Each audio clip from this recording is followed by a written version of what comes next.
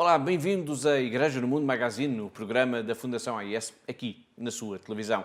Sou o Paulo Adi e ao longo dos próximos 50 minutos vamos levar até si mais um programa especial de verão, em que vamos recuperar algumas das peças principais com que temos construído ao longo destes meses o Magazine da AIS. Todas as semanas, sempre a esta hora, sintonize connosco, sintonize com a ajuda à Igreja que sofre.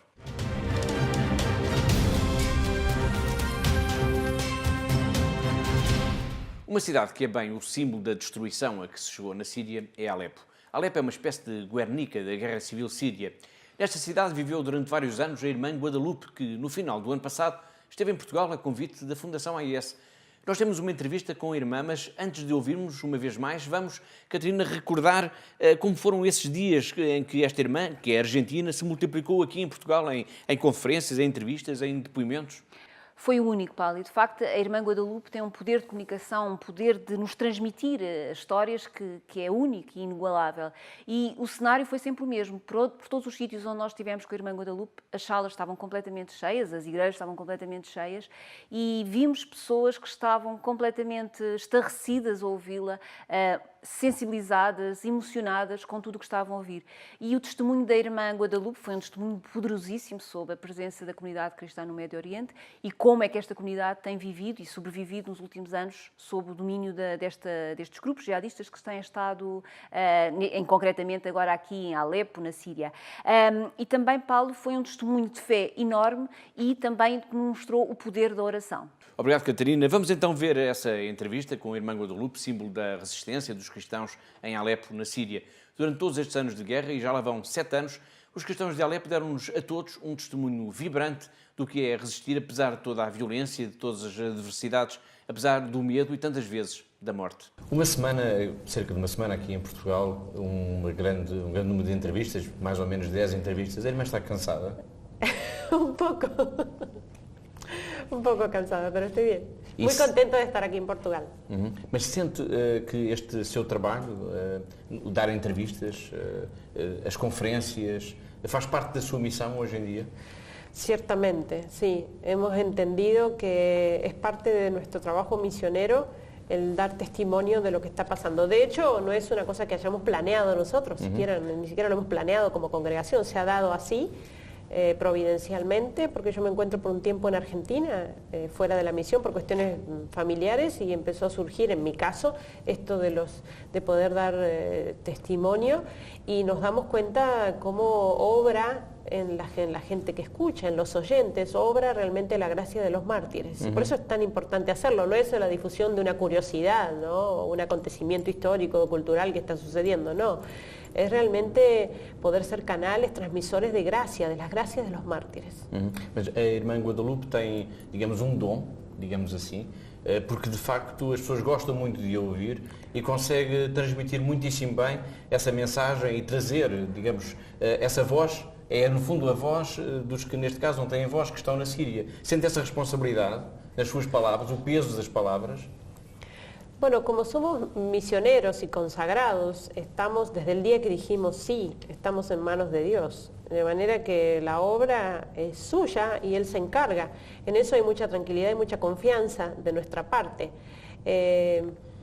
De alguna manera vivimos eso que dijo nuestro Señor en el Evangelio: no se preocupen de lo que van a decir, porque al momento indicado el Espíritu Santo se los va a inspirar. Es eso lo que vivimos plenamente nosotros, porque nos damos cuenta de que todo esto, ciertamente, humanamente hablando, nos sobrepasa. No es una cuestión de habilidad, yo tengo la habilidad y la retórica para comentar esto, contar y producir este efecto en los oyentes. No, eso es obra de Dios, a través de los instrumentos que Él quiere elegir. ¿Por qué quiere elegir estos? No lo sabemos, pero bueno, es así como resplandece más su gloria. Quando a irmã decidiu que queria seguir a vida religiosa, provavelmente nunca iria imaginar que iria parar ao Médio Oriente, muito menos se calhar na Síria e muito menos no meio de uma guerra civil. Os tempos que passou em Alepo foram os mais duros da sua vida? Sí, yo creo que sí. Que han sido los momentos más trágicos y más difíciles, humanamente hablando. Y ciertamente no me los imaginaba de ninguna manera. Es más, si Si cuando comencé la vida religiosa Dios me hubiera dicho, mirá, vas a pasar esto y esto y esto, y después vas a ir allá y va a pasar esto, esto y esto, probablemente No hubiera seguiría. dicho, no puedo, quero isso. no puedo, É ¿no? demais. ¿No? Porque uno tiende a calcular, a medir con sus propias fuerzas humanas, ¿no?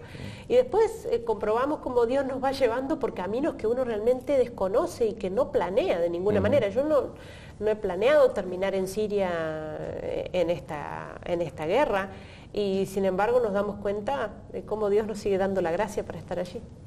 E houve, de todas essas experiências que no fundo nos traz, houve algum dia, digamos, em que tenha dito para consigo, é demais, já não suporto tanto, é uma dor demasiada, uma violência excessiva, algum dia achou que era de facto demais para si?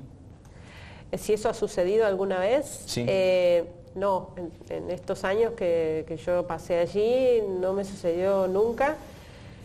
Al contrario, el deseo era poder seguir allí. Yo recuerdo que cuando sufrimos una de las cosas más trágicas, más cercanas a nosotros, que fue cuando cayó un misil a 50 metros del lugar donde vivimos, misil tierra-tierra, que provocó muchísimos muertos, fue a la 1 del mediodía, hubo más de 400 muertos, muchos heridos. Nosotros, por cuestión de minutos, evitamos la muerte. Teve medo? No. Y yo recuerdo que la gente, después de eso, unas horas después, vinieron a la parroquia para ayudar, y los que estaban ayudando con los heridos y con acomodar un salón para poder celebrar la misa en otro lugar. La catedral se dañó mucho y la gente nos dijo, ahora sí van a irse, ¿no? Ahora se van, ¿no? Como diciendo, ahora que lo sufrieron tan cerca el peligro, ahora van a tomar la decisión de irse. Dijimos, no, nos quedamos, no nos vamos a ir. ¿No? Pero eso, por eso digo, sobrepasa la fuerza humana.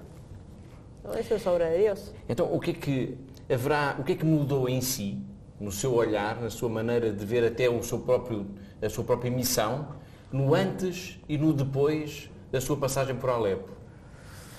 É essa coragem, essa capacidade de olhar y de me entregar completamente a Dios, a pesar de la guerra? Y yo creo que aún siendo religiosos, y nosotros tantas veces escuchamos predicar sobre el cielo, la muerte, el infierno, el pecado, verdades que para nosotros son tan cercanas y que nosotros meditamos, escuchamos, predicamos, o escuchamos prédicas, leemos.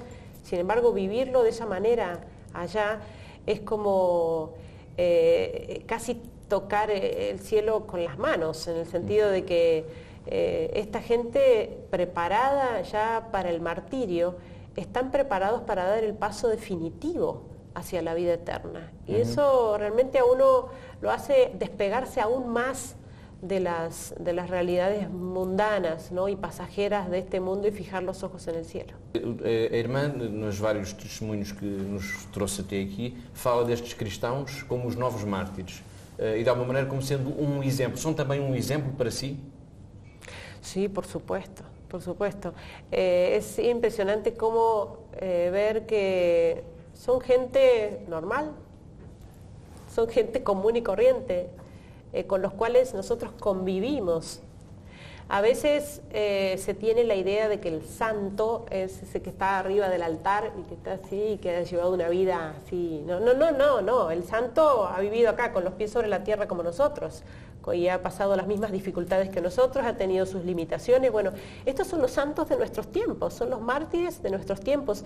Entonces, convivir a su lado y ver que aun cuando se sienten débiles, aun cuando se sienten tantas veces tristes y afligidos por el dolor, por las pérdidas, por la muerte, sin embargo, ver esos actos heroicos, diarios de vida, porque estamos hablando del martirio como el acto supremo, pero de allí para abajo todo lo demás, o sea, exponer su vida cada día cuando van a la iglesia, van a misa, incluso exponer su vida cuando cumplen con su deber de Estado cada día, el que sea estudiar, trabajar, los niños yendo al colegio, es decir, seguir adelante con su vida cotidiana con semejante heroísmo y fortaleza, ciertamente es un ejemplo. A irmã tem-nos dito também muito que estes grupos rebeldes, ou os grupos terroristas que digamos, são os grandes responsáveis pela guerra civil na Síria, são de alguma maneira alimentados pelo Ocidente.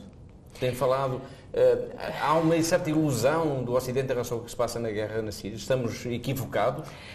Sí, yo lo primero que diría es que la etiqueta que se le ha puesto a este conflicto de guerra civil ya es la primera mentira. En Siria no tenemos guerra civil, nunca hubo guerra civil. No tenemos allá el pueblo levantado contra su gobierno. La única defensa para el pueblo en estos 5 años de combates, la única defensa del pueblo ha sido su propio ejército. Y ahora últimamente el ingreso de Rusia, que también está defendiendo al pueblo. Pero estos grupos rebeldes no son grupos sirios, son grupos terroristas que han atacado al ejército y al pueblo indiscriminadamente, a los civiles, sobre todo a los cristianos, porque aun cuando persiguen objetivos políticos, económicos, ¿no? Y por eso pretenden derribar el gobierno, también tienen objetivos religiosos, y por eso el acabar con los cristianos y con todo otro grupo religioso que no responda a su fundamentalismo. Ciertamente que no es lo que nos llega, lo que les llega a los occidentales a través de la prensa. Y la explicación es muy simple, tampoco hay que asombrarse. Y es que lamentablemente los poderosos de este mundo, que pretenden dominar todo y manejar los hilos de la historia, manejan también la prensa. Eso es muy simple. E porquê os cristãos serem o alvo? Porquê atacar os cristãos, acabar com os cristãos? Porquê?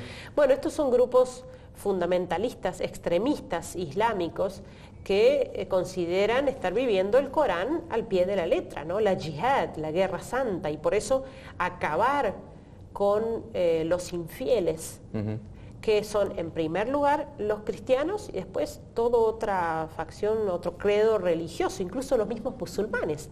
Porque en Siria los musulmanes eran muy tolerantes, abiertos, moderados, había muy buena convivencia con los cristianos, y entonces estos musulmanes son considerados traidores, los amigos de los cristianos, y por eso también perseguidos. En todo esto ciertamente también hay un plan detrás de acabar con la presencia cristiana en Medio Oriente. E a irmã acredita que esta guerra, esta tentativa, digamos, de acabar com o cristianismo de alguma maneira, poderá chegar também à Europa? Ya llegó.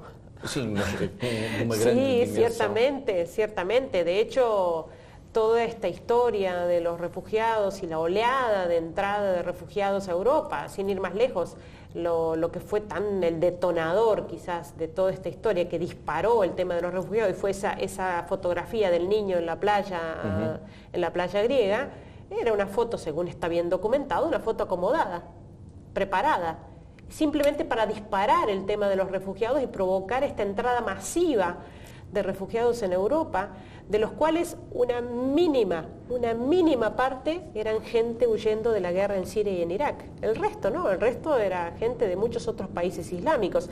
Y considerar también que cuando se exige y se le pide a Europa que abra las puertas, que abra las fronteras, tenemos a los países del Golfo, países tan ricos, pensemos en Arabia Saudita, los países del Golfo, Emiratos Árabes, países muy ricos, países por supuesto capaces de sostener y recibir a millones de refugiados musulmanes, sin embargo tienen las fronteras cerradas a sus propios hermanos, exigiendo que Europa abra las puertas. Ciertamente en todo esto también hay un plan.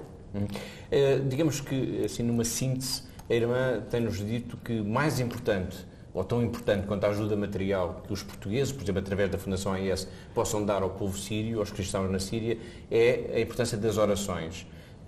Porquê essa importância das orações? É capaz, se estivesse a falar com um benfeitor da Fundação AIS, da Ajuda à Igreja que Sofre, como é que lhe explicava a importância das suas orações para os cristãos da Síria? Bueno, un cristiano en Siria necesita ciertamente apoyo económico para alimentarse, para vivir, para protegerse, ¿no? para sustentarse diariamente, pero necesita el apoyo espiritual para mantenerse firmes en la fe ante la posibilidad del martirio.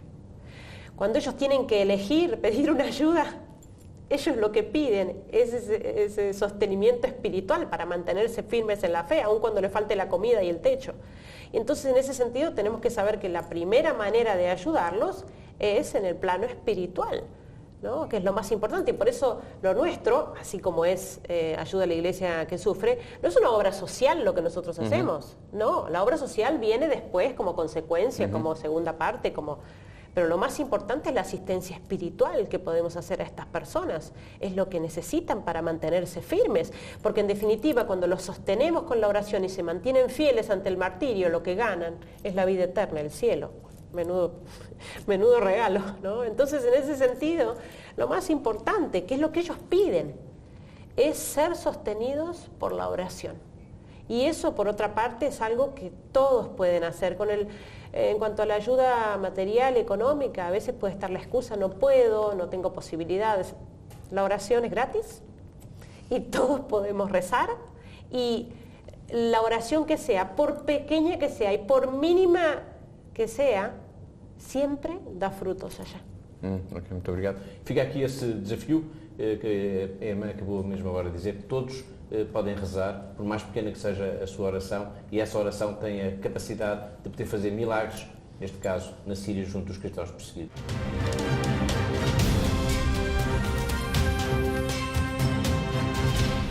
Foi a irmã Guadalupe a falar-nos dos cristãos de Alepo, da resistência dos cristãos de Alepo. Agora peço a sua atenção para um pequeno vídeo que nos chegou também dessa cidade mártir da Síria. O vídeo foi-nos enviado pela irmã Annie de Mergian, da Congregação das Irmãs de Jesus e Maria, em Alepo, que esteve em Portugal, aliás, em 2015, para o lançamento, então, do relatório sobre a liberdade religiosa no mundo. Antes disso, antes de vermos esse pequeno vídeo, gostaria de partilhar convosco uma mensagem que a irmã Annie enviou para a Catarina. Que mensagem é essa? Paulo, é uma mensagem muito simples de agradecimento. A irmã Annie, quando esteve cá no final de 2015, para a apresentação do relatório sobre a liberdade religiosa no mundo, a AIS ofereceu-lhe uma imagem de Nossa Senhora de Fátima, que ela levou consigo até Alepo. E agora tivemos esta notícia tão feliz e tão gratificante de saber que esta imagem está a passar pelas casas das famílias cristãs em Alepo, e que esta imagem vai, juntamente com as famílias, vai estar em conjunto com as famílias e vão todos juntos rezar pela paz com Nossa Senhora de Fátima. Eu pedia que a Catarina me enviasse esta mensagem e a fotografia para que todos puderem escutar este obrigado da irmã Annie de Mergian. Dear Katerina, hope you are okay. I want to share with you something very special. Do you remember the statue of Our Lady of Fatima? You gave it to me to Aleppo. Now we put it in a box with glasses. I will send you the picture, and the program will go this statue around the houses all over Aleppo, the Christian families, and will stay in each house 3 days. The program will stay till next year. So just to share with you and to make you feel happy. Thank you. God bless you. Bye. Agora que ouvimos a irmã Annie e vimos a imagem de Nossa Senhora que percorre as casas dos cristãos de Alepo, vamos então ver o vídeo de que vos falei. Trata-se de um cântico a Nossa Senhora numa igreja arménia em Alepo. A imagem pode não ser das melhores, mas o som é espetacular.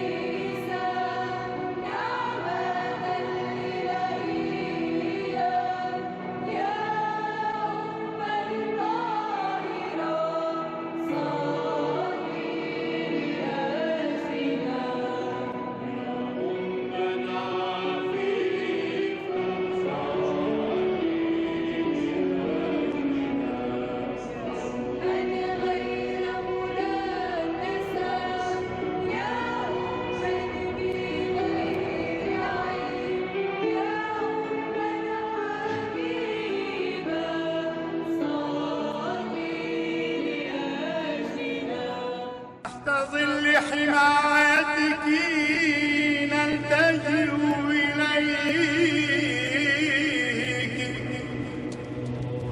يا والدة الإله القديس مريم،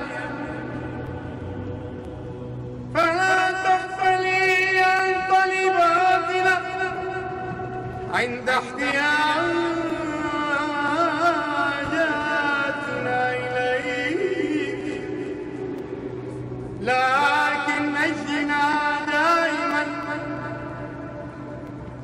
جميع المخاطر والشدائد أيتها العذراء المجيدة المباركة تضرعي لأجلنا يا والدة الله القديس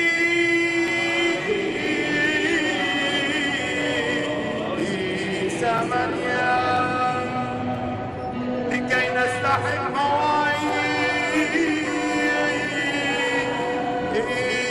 A ligação dos sírios a Nossa Senhora de Fátima é de facto extraordinária. Este ano, e pela primeira vez em 6 anos, os cristãos de Alepo puderam fazer uma procissão no dia 13 de maio, sem medo de ataques, sem medo dos mísseis. Esta procissão foi comovente.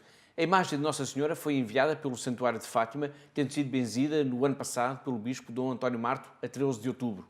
Vamos ver essas imagens. Estamos a ver as imagens do início da procissão que irá passar por algumas das ruas de Alepo que milagrosamente escaparam à destruição das bombas. E importa dizer, Catarina, que quando falamos na destruição de Alepo e essas imagens têm corrido o mundo, temos de salvaguardar que alguns bairros, nomeadamente este onde passa a procissão, não foram praticamente atingidos. Sim, de facto, Paulo, e por muito estranho que isso possa parecer, de facto houve bairros que estão praticamente imunes, enquanto que outros, onde os grupos rebeldes estavam entrincheirados, estão praticamente reduzidos a escombros. Em relação a estas imagens que estamos a ver e por onde vai passar a procissão, referem-se ao bairro cristão de Al-Azizi. Na altura, houve quem partilhasse a sua emoção, não só pela consagração da cidade a Nossa Senhora de Fátima, como pela procissão em si. É verdade, e no Facebook da Catedral podia ler-se, e eu vou ler para quem está lá em casa a ver-nos, muitos de nós chorámos porque depois de 6 anos fomos capazes de organizar a procissão pelas ruas de Alepo sem medo dos mísseis. Com emoção, damos as boas-vindas à Virgem de Fátima a Alepo e com a esperança que a Virgem Maria reze pela paz de todos na Síria. Ao longo deste vídeo que estamos a passar, é quase sempre audível o cântico tão comum em Fátima, o Ave Maria. A igreja de onde partiu a imagem e onde se fez a consagração da cidade é a chamada Igreja Latina dos Franciscanos. A celebração foi presidida pelo padre Ibrahim Al-Sabak. Esta imagem de Nossa Senhora foi enviada pelo Santuário de Fátima, tendo sido benzida, como disse há pouco, no ano passado, pelo bispo Dom António Marto, a 13 de outubro.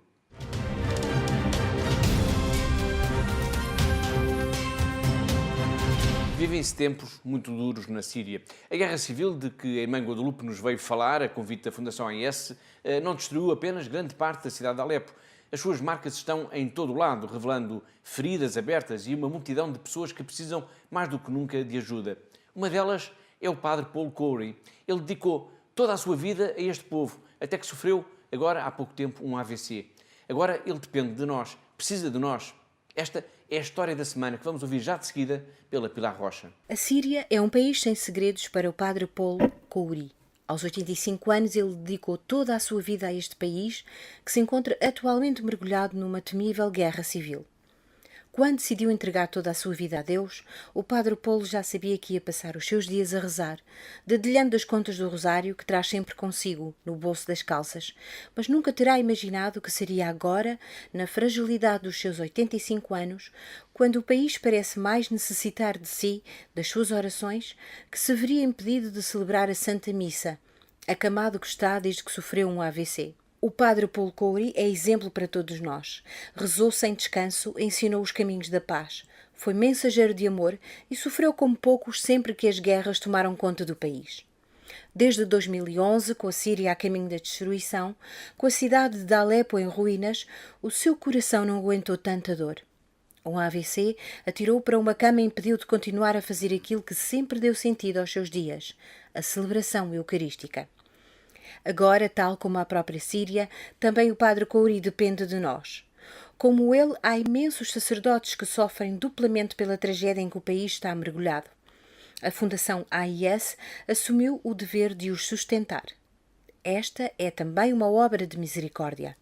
Ajudar a subsistência de sacerdotes e religiosas na Síria e no Médio Oriente é uma responsabilidade indeclinável para todos nós.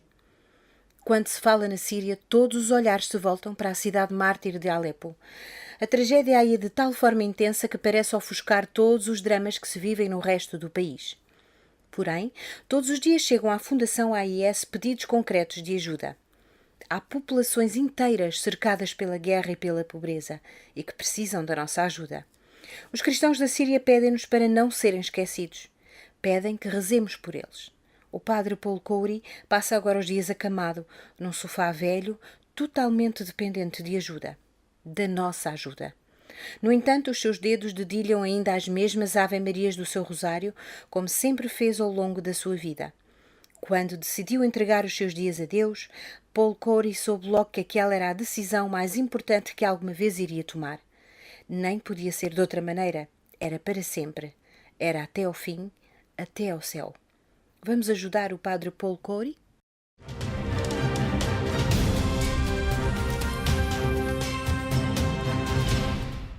Ao longo dos últimos meses, a AIS tem vindo a dar voz a um apelo que nos chegou precisamente desde Alepo para uma campanha de ajuda para a distribuição urgente de leite para as crianças. Catarina, que campanha é esta? Bom, Paulo, de facto o que nós sabemos é que a população de Alepo continua a viver uma situação crítica, com falta de quase tudo, essencialmente dos bens essenciais, como alimentos, água, os medicamentos, o combustível. E é nesse sentido que nos chega de facto este pedido, este grito de apelo de Alepo, diretamente às estruturas locais da Igreja, que nos fazem um apelo muito concreto para ajudar na aquisição de leite para as crianças. E esta campanha tem um título que só por si diz tudo: uma gota de leite por Alepo. Georgina, mãe de 3 filhos, vai explicar como só uma mãe pode fazer, porque é tão importante esta campanha. São apenas 29 segundos. Georgina está em Alepo, mas é para si que ela vai agora falar. أنا جورجينا أم ل3 أولاد الياس وميريام وباميلا. ميريام عمرها 10 سنين وباميلا 6. هي كل شهر مستفيدين من نقطة حليب، بيجي كيلو لبامي كيلو لميريام، خصوصا بعد وضع باميلا الصحي بعد ما تعرضت لشظية بظهرها وكان وضعها كتير حرج، وهي بهذا الوقت كتير بحاجة لحليب لأقدر أهتم بصحتها. وهذا المشروع كتير بيهمني إنه يستمر، بيهم عائلتي. Merci. Foi Georgina, a mãe de Elias, Miriam e Pamela, a pedir uma gota de leite para os seus filhos. Também Nabil Antaki nos pede ajuda. Ele é médico e diz que há pelo menos 3.000 crianças que precisam de leite em Alepo. Olá, chamo-me Nabil Antaki, sou médico em Alepo, na Síria, e venho pedir a vossa ajuda. As crianças de Alepo precisam da vossa ajuda.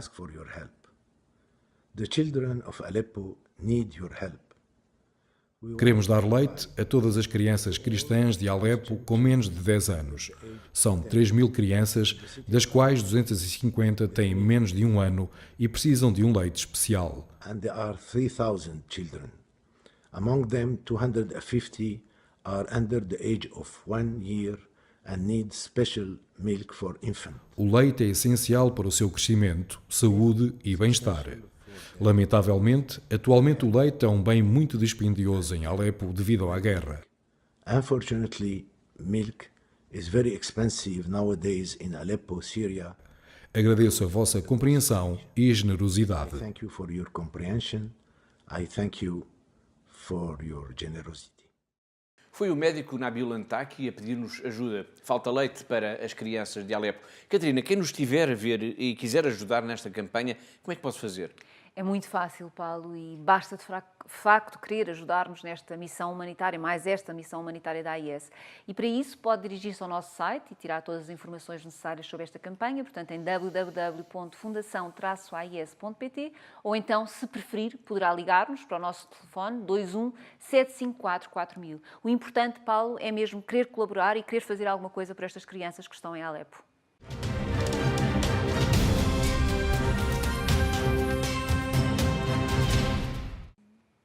Agora vamos ao encontro do padre Jacques Morad. Ele participou na Noite dos Testemunhos, uma iniciativa dos nossos colegas da AIS de França. As palavras de Jacques Morad não deixaram ninguém indiferente. Vamos ouvir na íntegra este testemunho, mas deste sacerdote que foi, Catarina, sequestrado pelos jihadistas no dia 21 de maio de 2015. É verdade, Paulo, 21 de maio de 2015. lembro perfeitamente que, passado um mês, a Fundação AIS já estava a lançar a nível internacional uma grande corrente de oração pela libertação deste sacerdote. O padre Jacques Mourad era o prior do mosteiro de Mar Elias e foi sequestrado neste dia, 21 de maio de 2015, em Al-Karatin, na Síria, por 4 homens armados que o obrigaram também a um seu colaborador a entrar dentro de um automóvel. E, na altura, toda a população ficou completamente estarrecida com o porquê deste sequestro, porque este sacerdote era amigo de todos, era amigo dos mais pobres, dos mais necessitados e nunca olhava qual a religião daqueles que chegavam à sua beira, ao seu mosteiro. E por isso era considerado um amigo dos muçulmanos. Obrigado, Catarina. E assim, situados nesse dia, 21 de maio de 2015, vamos dar início ao impressionante depoimento deste sacerdote, feito refém por um grupo de jihadistas e que esteve preso por quase 5 meses. Durante todo este tempo, o padre Mourad foi frequentemente ameaçado de que seria decapitado e testemunhou também a prisão de 250 dos seus paroquianos. Como é que um padre, um cristão, que deve fazer do amor aos inimigos o ADN da sua fé, viveu esta experiência? Comment moi, pris en otage par un groupe de djihadistes emprisonnés pendant presque 5 mois. Como eu, tendo sido feito refém por um grupo de jihadistas, prisioneiro durante quase 5 meses, ameaçado várias vezes de ser decapitado, testemunha do rapto de 250 pessoas da minha paróquia e da sua prisão, vivi a experiência de uma libertação. Haveria lugar para o amor em toda esta experiência? Em Al-Karatin, na Síria, eu estava ao serviço de todos os habitantes desde o ano 2000 e tinha a cargo fiéis da paróquia siro-católica da diocese de Homs. Foi em Al-Karatin que me raptaram. Les habitants depuis l'an 2000 et en charge des fidèles de la paroisse syro-catholique élevant du diocèse de Homs.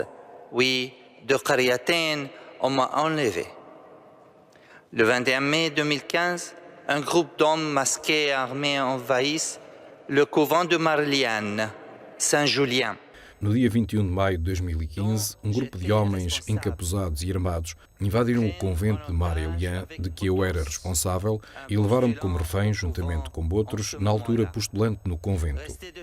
Depois de termos estado presos dentro do carro durante 4 dias em pleno deserto, levaram-nos a Raqqa e fecharam-nos numa casa de banho. Na estrada para Raqqa, em direção ao desconhecido, uma frase ressoava dentro de mim e que me ajudou a aceitar o que se passava e a entregar-me ao Senhor. Eu estou a caminho da liberdade. A presença da Virgem, nossa Mãe, e a oração do terço foram a minha segunda arma espiritual. La présence de la Vierge, notre Mère, et la prière du chapelet étaient ma seconde arme spirituelle.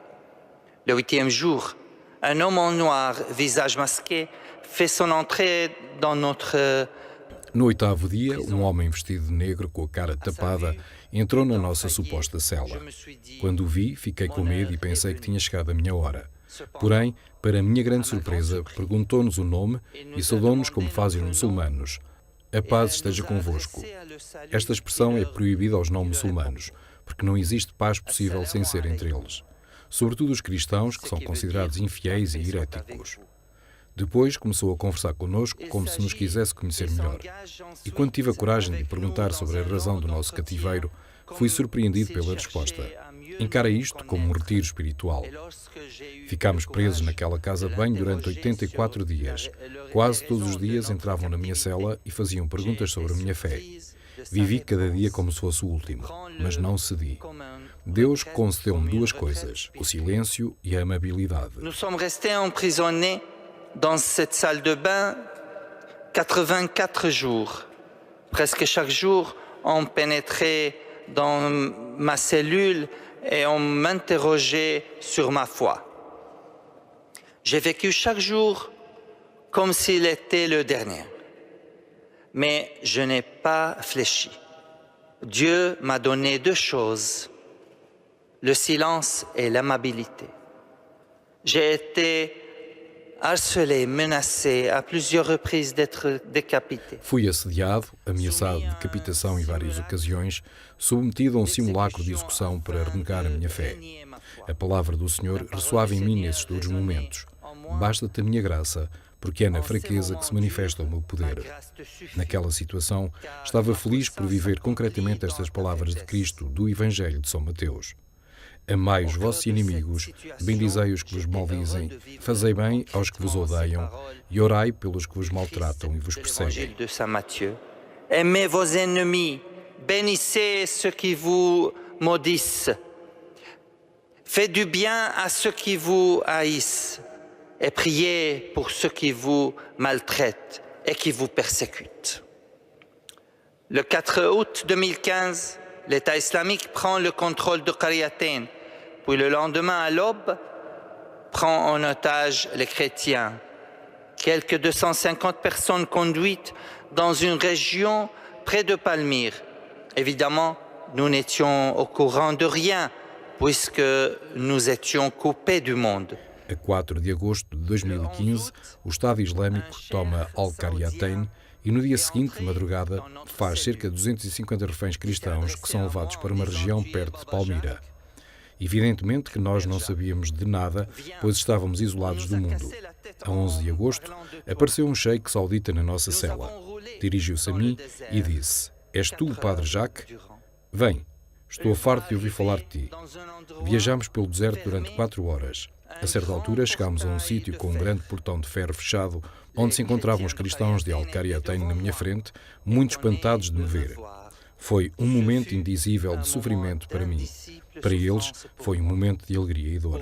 De alegria porque não sabiam o que eu tinha passado e de dor pelas circunstâncias do reencontro. Ils ne s'attendaient pas à ce que je sois survivant et de douleur à cause des conditions de nos retrouvailles. 20 jours plus tard, le 1er septembre, on nous ramène à Qaryatayn libre. 20 dias mais tarde, no dia 1 de setembro, levaram-nos a Al-Qaryatayn livres, mas com a proibição de deixar a cidade. O que significava um regresso à vida, mas não à liberdade. O regresso à vida já era por si um milagre, perante o qual eu estava maravilhado. Podíamos praticar a nossa fé desde que discretamente. Alguns dias mais tarde, por ocasião da morte de uma das minhas paroquianas de cancro, fomos ao cemitério perto do convento de Mar Elian. Foi nessa altura que constatei que o convento tinha sido destruído. Curiosamente, não reagi. Au décès de l'une de mes paroissiennes, mort d'un cancer, nous nous rendons au cimetière proche du couvent de Mar Elian. Ce n'est qu'alors que je constate qu'il a été rasé. Curieusement, je n'ai pas réagi. 3 jours plus tard, le 9 septembre, fête de Mar Elian Saint-Julien d'Édesse. 3 dias mais tarde, 9 de setembro, dia de Mar Elian, São Julião de Edessa, durante a missa, compreendi que Mar Elian tinha sacrificado o seu convento e o seu túmulo para nos salvar. Na tarde de 9 de outubro, senti que era o momento de partir. E no dia seguinte, com a ajuda de um jovem muçulmano, consegui sair de Al-Qaryatayn, apesar dos riscos que isso implicava. E novamente, a mão misericordiosa de Deus e de Nossa Senhora protegeram-me e acompanharam-me. Ajudado por esse muçulmano local, consegui passar um posto do controle dos jihadistas sem que me reconhecessem ou detivessem. M'ont protégé et accompagné, aidé par ce musulman de la région. J'ai pu passer un barrage contrôlé par les djihadistes sans qu'ils me reconnaissent et qu'ils saisissent de moi. Un jour du 10 octobre, sur ce chemin désertique, ce mot liberté est rejailli de nouveau. A 10 de outubro de 2015, nesse caminho de deserto, a palavra liberdade voltou a surgir. Essa sede de liberdade não é só minha, é a sede do povo sírio. Muitos países europeus e americanos abriram as fronteiras aos refugiados sírios e acolheram-nos. Milhares de sírios fugiram à morte e refugiaram-se nesses países porque desejam viver e são apaixonados pela liberdade. No entanto, não posso fechar os olhos diante das contradições que se observam nestes países em guerra.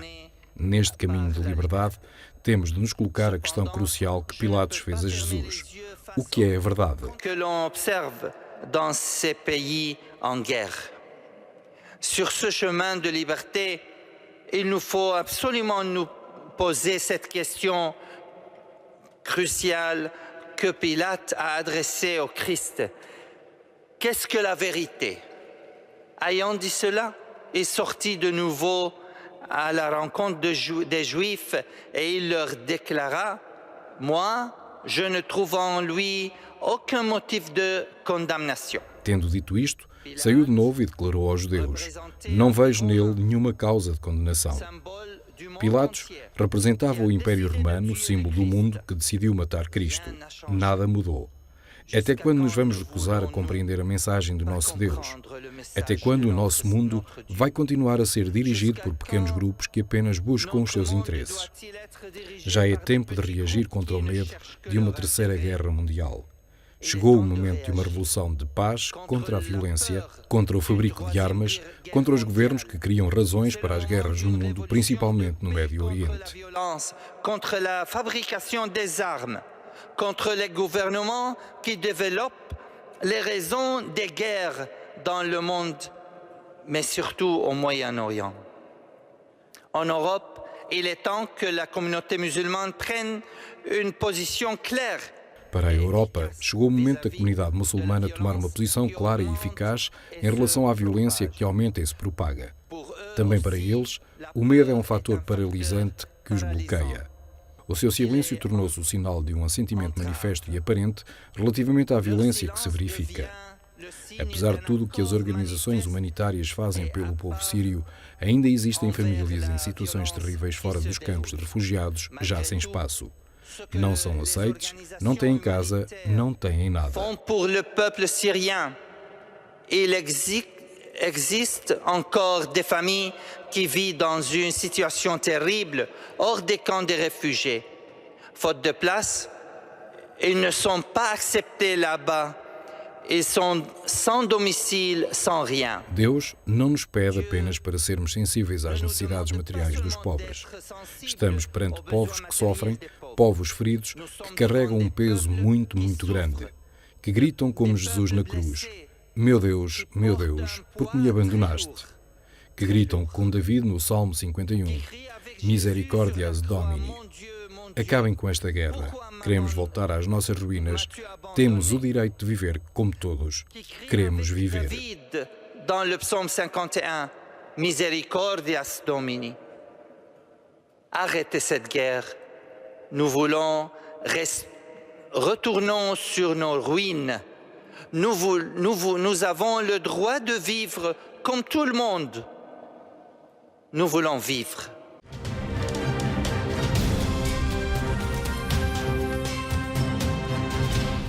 São raras as semanas em que o Santo Padre não fala da questão dos cristãos perseguidos. São raras as semanas em que ele não denuncia esta tragédia que acontece nos dias de hoje em tantos países do mundo. Agora vamos recordar uma dessas mensagens, um desses apelos. Trata-se de um pequeno filme produzido com o apoio da AIS, em que o Santo Padre nos lembra as perseguições aos cristãos e nos pede que rezemos por ele, por eles.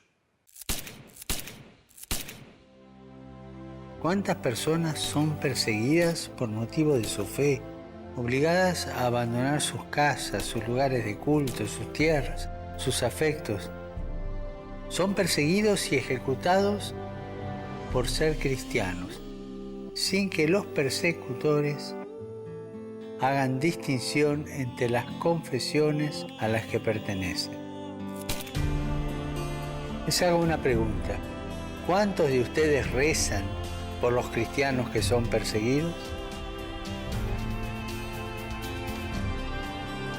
Anímense a hacerlo conmigo para que experimenten el apoyo de todas las iglesias y comunidades por medio de la oración y de la ayuda material.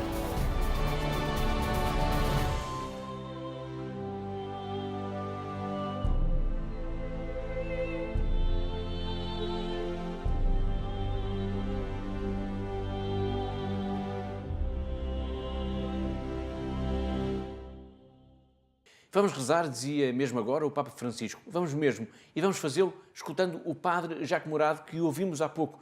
No final da sua intervenção, o Padre Morado trouxe até nós um pedaço da sua terra, através da oração do Pai Nosso. Mas como é que ele rezou? Ele rezou em aramaico, a língua de Jesus. Faça agora connosco uma viagem no tempo, uma viagem de 2000 anos. Ouça e reze o Pai Nosso, como Jesus ensinou. Abund bashmayo, net qadash shmor, tite malkuthor, نهوي صبيونوخ أي كانوا دبشماي أفبرعو هابلان لحمو تسنقونان يومونو واشبقلان حوبين وحطوهين أي كانوا الدوفحنان شبقن الحايوبين لو تعلان النسيونو أي لو فاصون لام من بيشو ما طول الديلوخي ملكوثو حيلو تشبحتو العالم علمين آمين. E assim, escutando as palavras de Jesus na sua própria língua, o aramaico, chegamos ao fim de mais um Igreja no Mundo Magazine especial de verão, o programa da Fundação AES aqui, na sua televisão. Em nome de toda a equipa que pensou, produziu e levou até si este programa, despeço-me com amizade. Até à próxima semana, até ao próximo Igreja no Mundo Magazine, se Deus quiser.